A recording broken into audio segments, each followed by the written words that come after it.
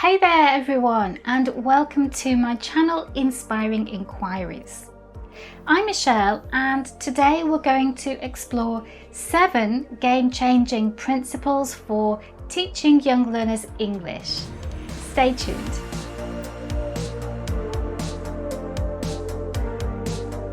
If, like me, you're passionate about teaching English to young learners, you're in the right place. We're going to make learning fun, inclusive and exciting. Here's what's coming up. I've got 7 key principles to share with you today that will transform the way you teach English to your young learners. The first one is real-world learning. Let's connect English to the world that these children live in. It's all about making learning relevant for our learners. Our language is the way we communicate and interact with the world.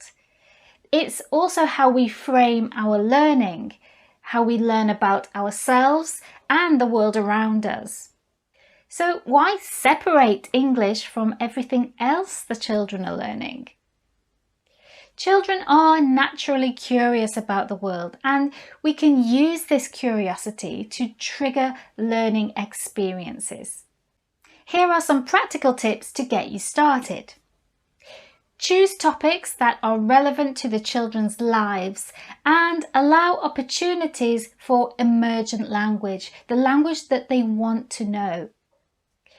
Encourage them to express their ideas about things that matter to them. And take the focus away from the language, i.e. the vocabulary and the grammar structures, and place the focus on the topic, and just make sure that the topic has a connection to the children's lives. Let's look at a real-life example of how we can integrate language with a project on healthy eating.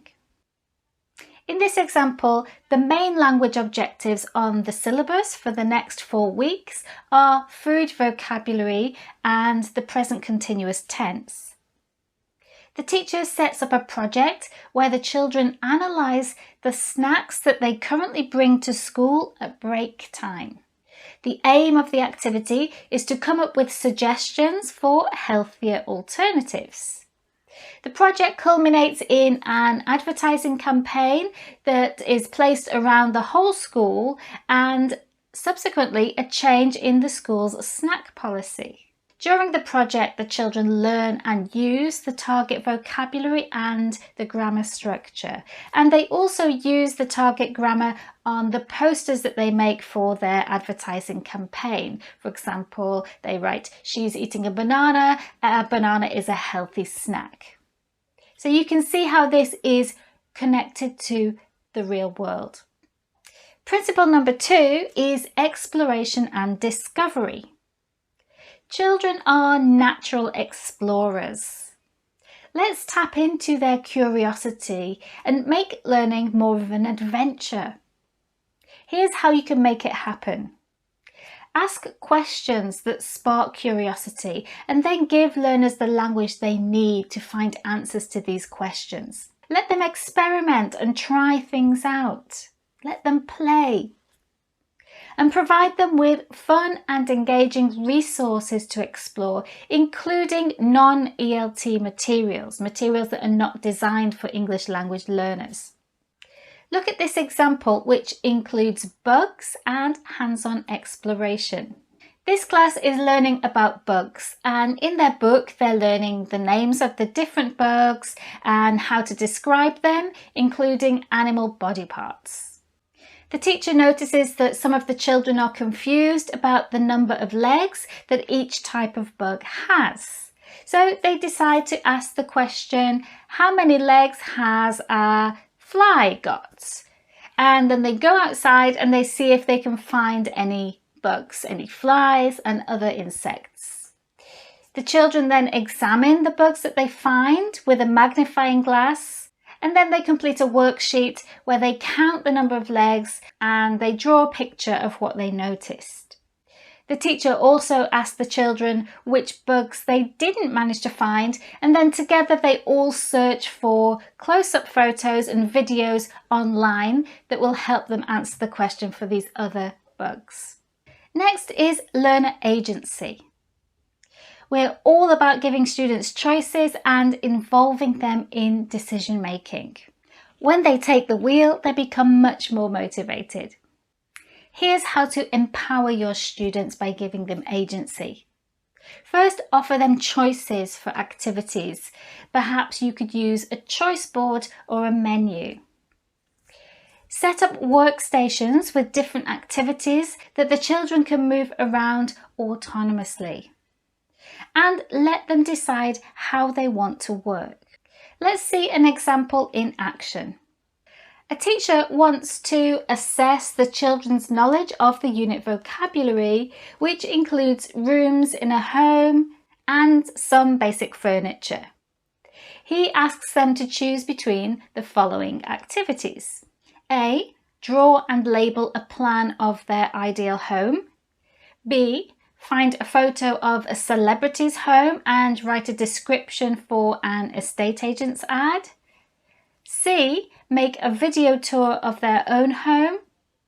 And D. Make a model using any materials they like and then present it to the class. So 4 options.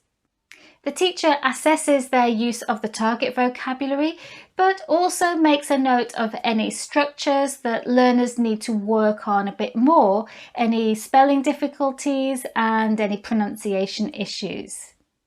He then uses this information when planning subsequent lessons, and he works these areas back into the syllabus. Principle 4 is flexibility and adaptability. One size does not fit all. Each child comes to our class with a different experience of the world. We've got to be flexible and cater to every learner's unique needs. Here's how you can create a flexible, inclusive classroom. First, offer alternative ways to show learning. Provide support where it's needed and foster an atmosphere where the children feel comfortable asking for help and making mistakes. And finally, be ready to adapt materials and content and review this frequently. In the example we mentioned earlier, the teacher offered the children a choice of tasks to do to show their learning. One learner, Olga, asks if she can do an alternative activity, so not one of the 4 options that the teacher offered. She wants to build a home in Minecraft. Now, Olga doesn't show much interest in class, and typically she doesn't do very well in the standardized tests that her school gives them. So the teacher agrees on the condition that she either presents it to the class next lesson or she writes an accompanying description. Olga builds an amazing tree house made up of several interlinked rooms in the treetops, each room furnished. She records a screen capture with a voiceover of her describing each room. It's clear that she's spent many hours working on this project. So you can see how the teacher's flexibility there has had a really beneficial effect. Principle number 5 is community and connection.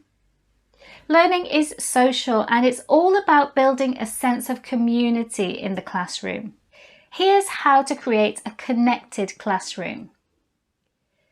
First, promote language for connecting and communicating. Encourage teamwork and give students collaborative tasks to do together. And be the teacher who connects with your students on a personal level. Be somebody that they can trust and talk to. Here's an example of how a teacher is fostering community in their classroom. This teacher notices that the atmosphere has changed and there's some hostility between the children. This appears to have happened gradually over time, and some children are refusing to work in groups with other individuals. The teacher decides that action needs to be taken, and she plans a series of activities where learners discuss fictional situations that are similar to those that are occurring in their class. She also uses a story that reflects one of the issues. After discussing how the fictional students might feel, she invites the children to develop possible solutions to the problems. The teacher listens to everyone's ideas without judgment, but asks questions to help the children see things from a different point of view where the conflict occurs. The children then come up with practical solutions and they write these up in poster form. After that, whenever they notice someone being unkind, they refer to the poster and the student is invited to correct their behaviour. Principle number 6 is reflection. It's essential for both teachers and learners. It's important to ask ourselves what is and isn't working in the classroom, where are the learners in terms of progress, and what are individual learners' needs, and also what additional support is required. It's also beneficial to include reflection tasks for your students too, to help them see how they're getting on. Here's how to make reflection a part of your students' learning journey. First, encourage students to look back on their work and self-evaluate their learning. You can also try to focus on how students feel when they're using different aspects of language. How confident are they? And you can use learning journals and other reflective tools. Let's look at an example where reflection is seamlessly integrated into the learning process. A teacher uses a guided inquiry-based approach with a class of 11-year-olds. Reflection is usually the final stage in the inquiry cycle, but the teacher prefers to include reflection after each stage. So the children are invited to answer the following questions at the end of each lesson. What did I know at the start? What didn't I know? What do I know now? And what else do I need to know? The children also give themselves a self-evaluation score for each lesson. At the end of the inquiry cycle, learners look back at their work and they look back at their reflection worksheets and they answer the question, what can I do differently next time? Finally, they choose a sticker that best represents their feelings about their performance during the whole inquiry. Last but not least, principle number 7, the whole child. It's not just about academic goals. Each child's well-being and individuality matter too. Here's how to nurture the whole child. First, remember that the children in your class may have diverse backgrounds and home cultures, and consider inviting them to talk about these in the classroom. Consider how a child's whole life impacts their learning and connect with their families. This is really important.